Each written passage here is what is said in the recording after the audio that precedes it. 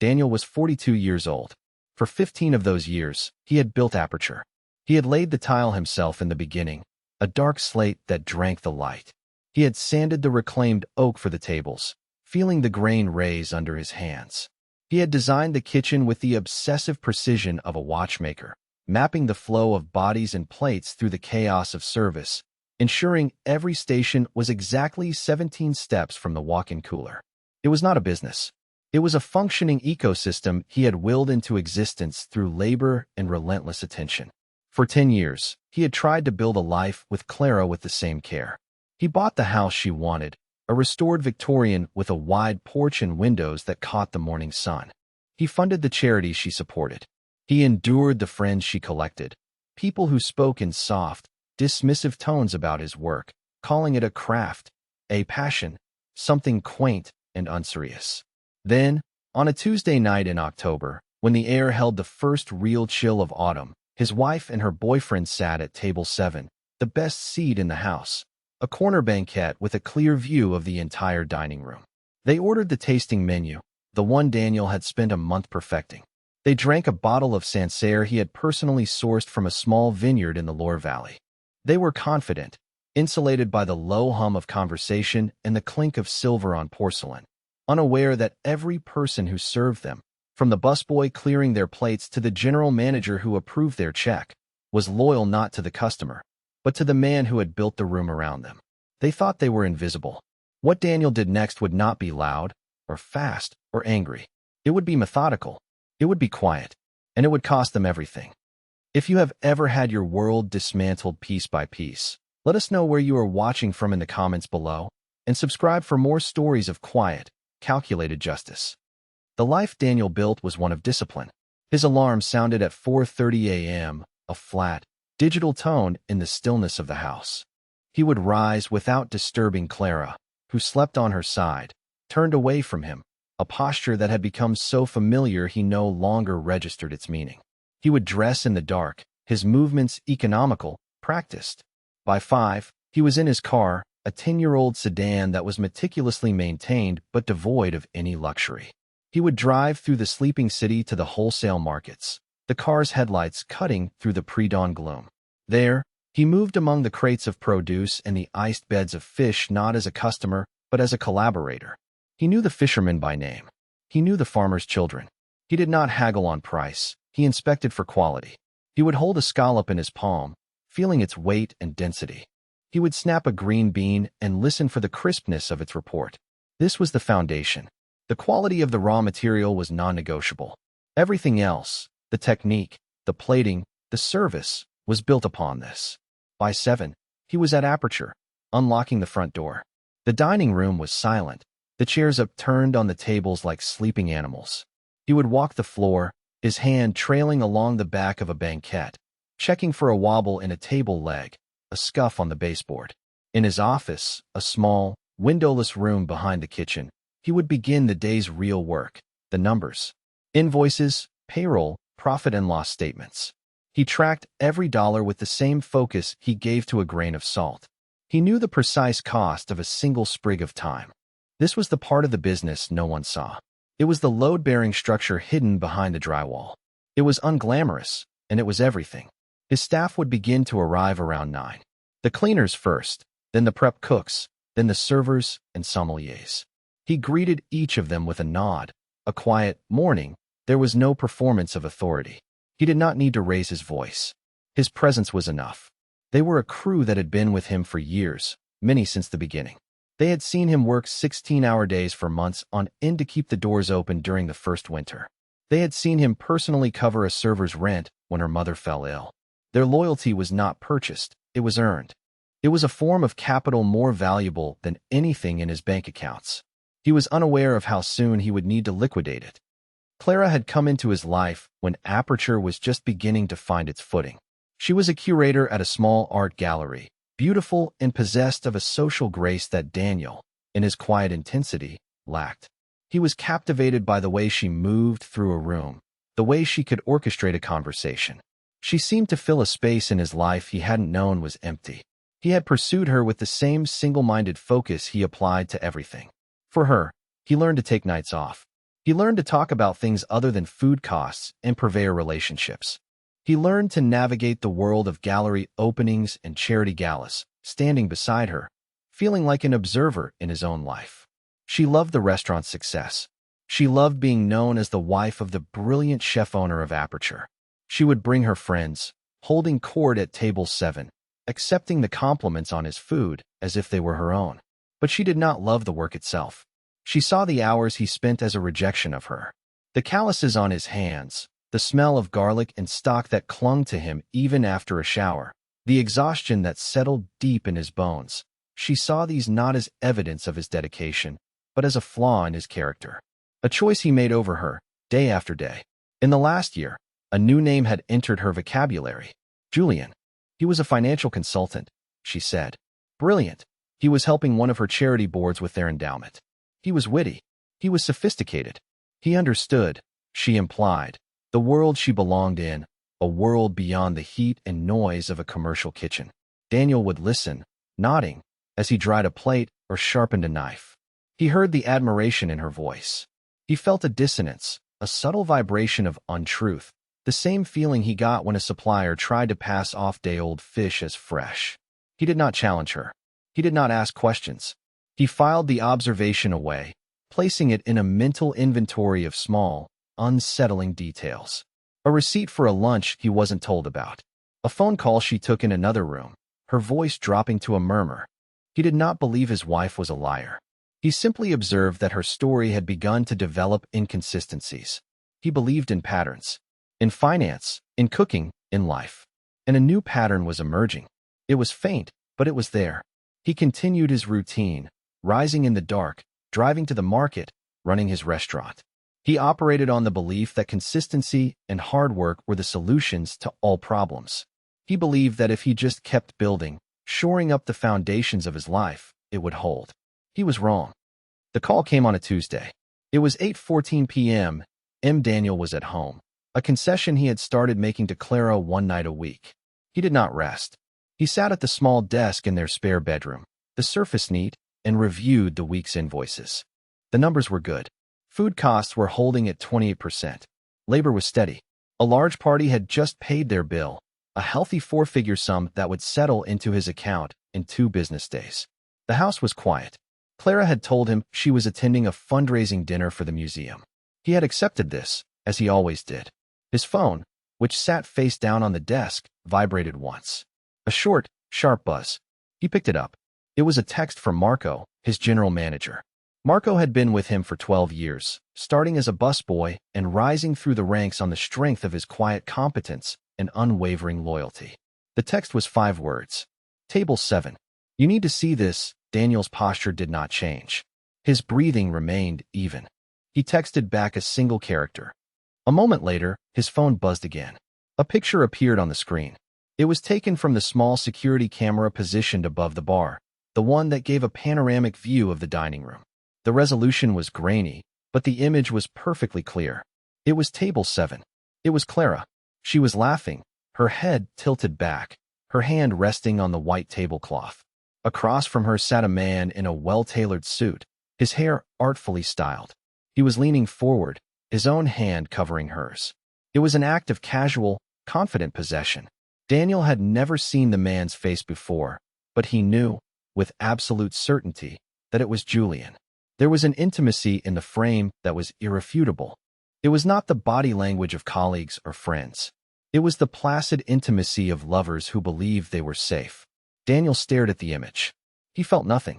Or rather, he felt so many things at once that they canceled each other out, leaving behind a profound and sudden stillness. It was the feeling of being in a car that has begun to hydroplane. A loss of traction, a sense of disconnection from the laws of physics that have governed your entire existence. He did not feel the hot rush of anger. He did not feel the sharp sting of betrayal. He felt a cold, structural curiosity. The foundation had failed. Now he needed to know why. He typed a reply to Marco. Keep me updated. Audio feed if you can. Discreetly, he then added, do not engage. Observe only. He put the phone back down on the desk, face down. He turned his attention back to the invoices. He initialed a payment for a shipment of Belgian endives. He made a note to speak with his wine purveyor about a new allocation of Burgundy. His handwriting was steady, precise. Inside his chest, a crack had formed in something he had thought was unbreakable. He registered it as a physical sensation, a pressure behind the sternum, as if a great weight had been gently placed there. He continued to work. He did not sleep. He sat at the desk until the black of the windows softened to gray.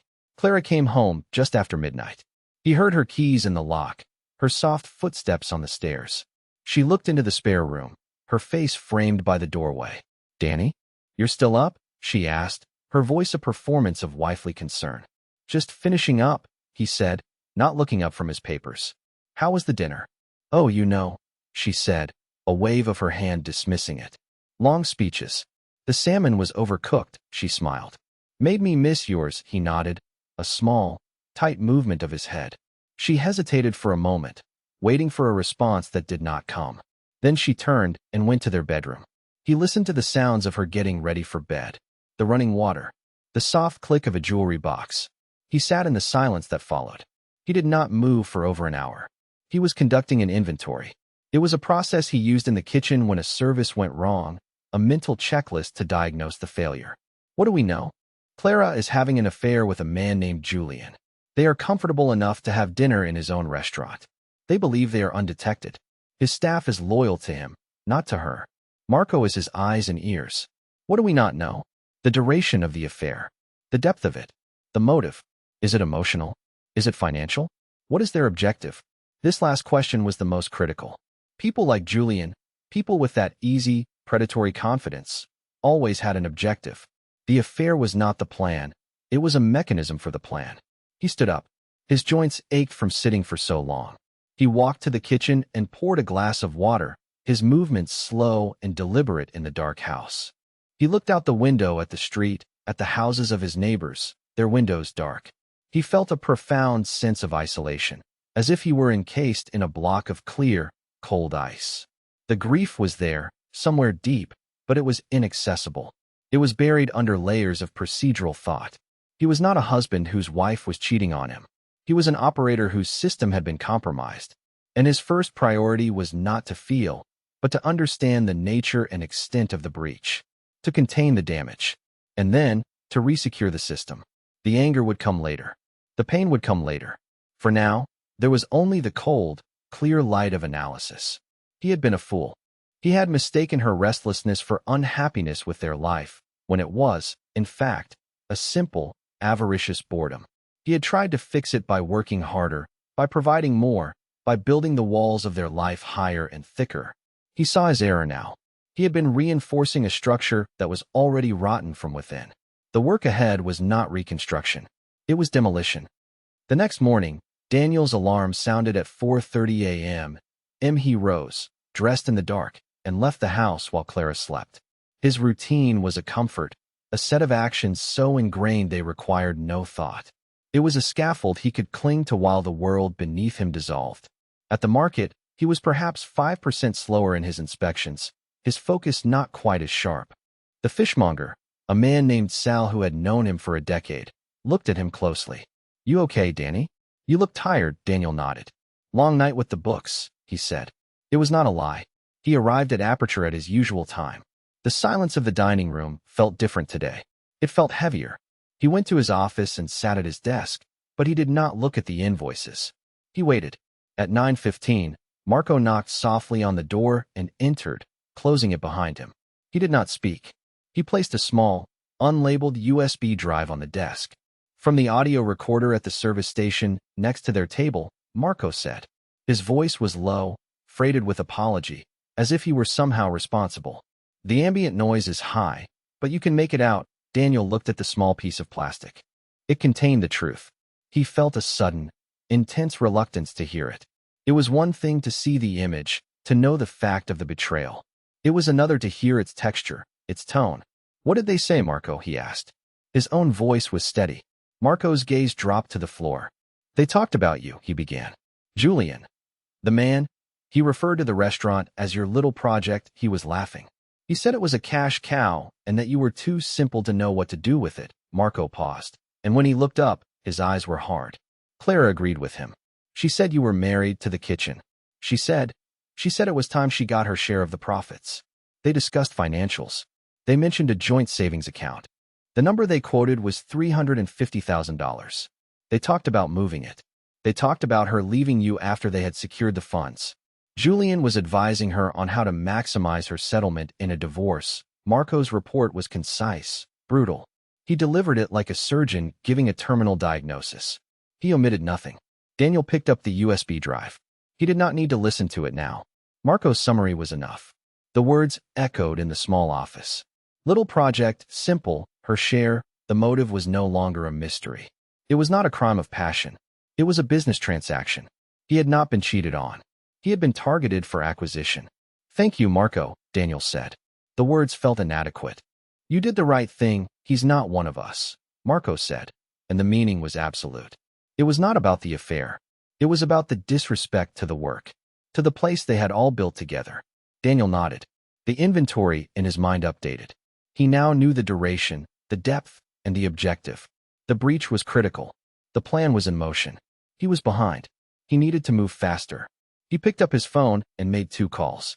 The first was to his younger brother, Thomas. Thomas was a data analyst for a private security firm, a man who lived and breathed patterns and information.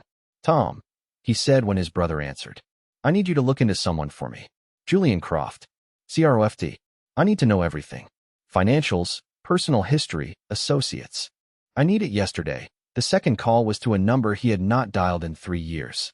It belonged to Eleanor Albright, the attorney who had helped him structure the initial incorporation of his business.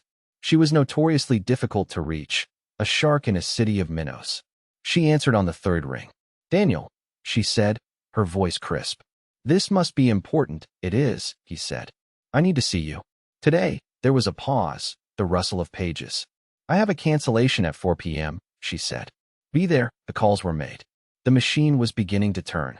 A strange sense of calm settled over Daniel. He was no longer a husband in a failing marriage.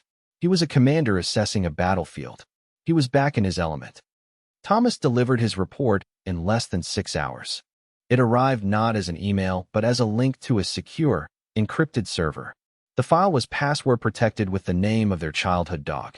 Daniel opened it in his office, the door locked. The portrait it painted of Julian Croft was stark and damning. He was not a brilliant financial advisor to the wealthy. He was a mid-level consultant at a second-tier firm, with a salary that could not possibly support the suits he wore or the car he drove. He carried over $80,000 in credit card debt across 6 different cards.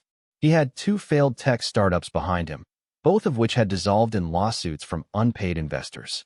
The dossier included a list of 3 other women, all recently divorced, all affluent, with whom Julian had been linked over the past 5 years. A pattern, clear and undeniable. Julian was not a partner. He was a parasite, attaching himself to hosts he believed had wealth he could siphon. He had mistaken Clara's access to Daniel's success for her own independent fortune, a critical miscalculation. And he had mistaken Daniel's quiet nature for weakness, a fatal one. At 3:45 p.m., Daniel left Aperture in the hands of his sous chef and drove to Eleanor Albright's office in the financial district. The office was on the 40th floor of a glass and steel tower, a world away from the heat and steam of his kitchen. Ms. Albright did not waste time with pleasantries. She gestured for him to sit as she finished reading a document, her face impassive. She was a woman in her late 60s with sharp eyes and an air of coiled, dangerous intelligence. Tell me, she said, placing the document aside and giving him her full attention. Daniel laid it out. He spoke in a low, measured tone, providing the facts without emotional commentary. The affair, the dinner at his restaurant, the audio recording, the financial discussion, Thomas's dossier on Julian. He spoke for 10 minutes without interruption. When he finished, Ms. Albright was silent for a long moment. She steepled her fingers, her gaze fixed on a point just over his shoulder. They performed their conspiracy on your territory, she said finally. It was not an accusation. It was a strategic observation. They used your assets, your table, your wine, your staff's time, to plot the theft of your other assets. In a legal sense, this is extraordinarily foolish. And very useful, she leaned forward. Here is what we are going to do. First, we secure the capital. You mentioned a joint savings account. $350,000, Daniel nodded. We are going to move 300,000 of that into a new account in your name only. We will leave 50,000 in place to avoid triggering an immediate alarm. I will have the paperwork for the new account ready by morning. You will execute the transfer online from a secure computer. Not at your home, not at your office. Use a public library terminal. Pay in cash. She was already in motion, her mind mapping the sequence of events. Second, documentation. Your brother's report is excellent. The audio recording is potent, especially since it was made in your place of business where there is no reasonable expectation of privacy. We will have it transcribed and certified. We will pull every bank statement, every credit card bill, every financial document from the last 2 years. We are building a fortress of facts. Her eyes narrowed. Third, you will do nothing. You will go home. You will go to work. You will maintain your routine. Your wife and her associate believe you are oblivious. We will allow them to continue operating under that assumption. Let them walk deeper into the trap they have set for themselves. The most powerful weapon we have right now is their arrogance. She stood up, signaling the end of the meeting. Do not engage with her. Do not confront him. Be polite. Be distant. Be a ghost in your own house. Can you do that, Daniel? Yes, he said, and he knew it was true. The role she described was not a stretch. He had been playing a version of it for years. As he rode the elevator down, he felt a lightness he had not expected. The problem had been defined. A plan was in place. He was no longer adrift. He was moving toward a known outcome. It was the same feeling as finalizing a new menu. The chaotic phase of testing and tasting was over. Now, it was just about execution. The next day, Daniel followed Ms. Albright's instructions to the letter. At lunchtime, during the lull between services, he walked 6 blocks to a branch of the public library. He paid the $2 fee in cash for 30 minutes of computer time. The terminal was old and slow, the keyboard sticky. He logged into his online banking portal. He looked at the number in the joint savings account, $351.82417. It represented years of 16-hour days, of burns and cuts, of missed holidays and sacrificed weekends. It was the material manifestation of his labor. With a series of precise clicks, he transferred $300,000 to the new account Ms. Albright's office had opened for him that morning. The confirmation screen flashed. The transfer was instantaneous and irreversible. He logged out, cleared the browser history, and walked back to the restaurant. No one would ever be able to trace the transaction to him. He felt no triumph, only a quiet sense of necessity. He was sealing a breach in the hull. That evening, he went home. Clara was there, arranging flowers in a vase on the kitchen island. She was humming. She seemed lighter, more cheerful than she had been in months. She was, he realized, happy in her deception. You're home early, she said, smiling at him. The smile did not reach her eyes. Slow night, he said, placing his keys in the small bowl by the door. He maintained a careful distance, moving around the island to the refrigerator. I was thinking, she said, her tone casual, almost careless. We haven't taken a real vacation in years. Maybe we should go somewhere. Italy, perhaps? Just the two of us. He recognized the tactic. She was creating a future narrative, a performance of marital bliss to serve as a smokescreen for her actions. She was laying the groundwork for her eventual, feigned surprise at the marriage's collapse. Maybe, he said, his voice noncommittal. He took a bottle of water and went to the spare room. He could feel her watching him, her smile faltering slightly at his lack of engagement. He closed the door and sat at his desk. He could hear her moving around the kitchen, the sounds of cupboards opening and closing. She was performing normalcy, and her ease was monstrous. She believed he was simple, a man who understood ingredients and heat, but not intrigue. A man who could build a business, but not see the conspiracy unfolding in his own home. She, and Julian, had read the room, but they had fundamentally misread the man who owned it. They saw his quietness as passivity, his focus as limitation. They could not conceive of the discipline that lay beneath the surface. They looked at a deep, still lake and saw only the placid surface, oblivious to the powerful currents moving in the dark. This was their central, fatal error. He was not simple. He was patient, and his patience was not a weakness. It was a weapon. He had spent his life building things to last. His restaurant, his reputation. He would dismantle this betrayal with the same methodical care. A week passed. A week of excruciating, disciplined silence. Daniel moved through his life like a phantom. He and Clara coexisted in the house, a pair of strangers sharing a mortgage. They spoke in short, functional sentences about groceries and mail. He was polite, remote, an absence in his own home.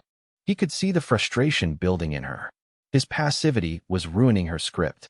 She needed a fight, a confrontation, something to justify the narrative of an unhappy marriage she was constructing. He gave her nothing. He gave her a void. Meanwhile, the pieces of Ms. Albright's strategy were slotting into place. The certified transcript of the audio recording arrived at her office via courier. It was stark on the page, their careless laughter and condescending words captured in cold, black type. Financial records were gathered, painting a clear picture of Daniel's contributions versus Clara's expenditures. Thomas continued his quiet digital surveillance, noting that Julian had begun making inquiries with high-end real estate agents, presumably in anticipation of a windfall that would never arrive. On Friday, Clara made her move. "Julian is coming for dinner tomorrow night," she announced. She did not ask. She stated, "I thought it was time you two properly met. He's been such a help to the museum board." Daniel was standing in the doorway, about to leave for work. He stopped. He turned to look at her. He saw the challenge in her eyes. She was forcing the confrontation. She believed she was in control of the timeline. She had no idea that the timeline had been taken from her the moment she sat down at table 7. "Okay," Daniel said. Just that. He turned and left the house. He knew what this dinner was. It was the event. The moment she intended to tell him she was leaving. The moment Julian would be there, a supportive presence, to witness her liberation and his defeat. She was staging a play, and she had cast him as the heartbroken, oblivious fool. The irony was so profound it was almost elegant. He spent the day at Aperture. He worked the line during the dinner service, his focus absolute.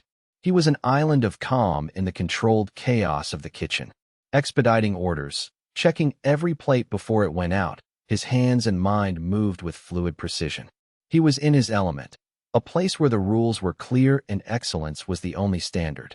He was building hundreds of perfect, fleeting experiences for strangers, even as his own life was being methodically deconstructed and prepared for a final, terrible service. He left the restaurant at 11 p.m. after the last table had paid. Marco walked him out. "Tomorrow night," Daniel said, a statement, not a question. Marco nodded. "We're all with you, boss," he said. It was all that needed to be said. Daniel drove home through the empty streets. He did not feel dread. He did not feel anger. He felt the calm, focused readiness of a chef before the first order of the night comes in. Everything was prepped. The ingredients were in place. The tools were sharpened. All that was left was the execution. Saturday evening, the air in the house was thick with anticipation. Clara had spent the afternoon cooking, an activity so rare it was immediately suspect. The house smelled of roasted garlic and thyme. She was wearing a new dress, a silk sheath in a deep burgundy. She had set the dining room table, the one she had picked out from an expensive catalog years ago, with their best china and silver. It was a perfect stage set for the drama she intended to direct. Daniel watched her preparations with a detached curiosity. He had showered and changed into a simple dark sweater and trousers. He was a neutral presence in her colorful production. At 7 o'clock, the doorbell rang. Clara swept to the door, a radiant smile on her face. Julian stood on the porch, holding a bottle of wine. He was the picture of confident charm, dressed in a blazer and open-collared shirt. He stepped inside, his eyes scanning the room, an appraisal of assets. "Daniel," he said, extending a hand, his smile broad and frictionless. "Julian Croft. It's a real pleasure to finally meet the man behind the legend." The words were smooth, practiced. Daniel looked at the offered hand, but did not take it. He gave a slight nod. "Julian," he said. His voice was flat. He gestured to the dining room. "Please, sit." The first flicker of uncertainty appeared in Julian's eyes, a momentary disruption in his performance. Clara shot Daniel a look, a flash of annoyance, before turning her brilliant smile back on Julian, guiding him to his seat. She sat opposite him. Daniel remained standing at the head of the table. He had placed a thin, black leather portfolio beside his plate. Clara glanced at it. "What's that, Danny? More work?" she asked, her tone light, teasing. "In a way," Daniel said. He did not sit down. "Before we eat, I think we should talk about our finances. Clara's smile widened. This was it. Her opening. He was making it easy for her. I agree, she said, her eyes finding Julian's across the table, a shared look of victory. I think it's time we were all honest. Good, Daniel said. He opened the portfolio. He took out the first page and placed it gently on the polished wood of the table, directly in front of Clara. It was the certified transcript of their conversation from Table 7. Her name was at the top, next to Julian's. The date and time were clearly marked. He said nothing. He simply let her read. He watched her face. It was like watching a building collapse in slow motion. The smile was the first thing to go, not fading, but shattering, as if it were made of glass. Then the color drained from her cheeks, leaving behind a waxy, pale sheen. Her eyes, wide and disbelieving, darted from the page to his face and back again. The performance was over. The actress had forgotten her lines. The real person was now on stage, and she was terrified. Julian, seeing the look on Clara's face, began to react. He started to laugh, a forced, hollow sound. What is this? Some kind of joke? Did you bug your own restaurant? He was searching for the right word. Paranoid. He was trying to regain control of the room, to reframe Daniel as the unstable party. Daniel did not look at him. His focus remained on Clara. He let Julian's words hang in the air and die. Then, he reached into the portfolio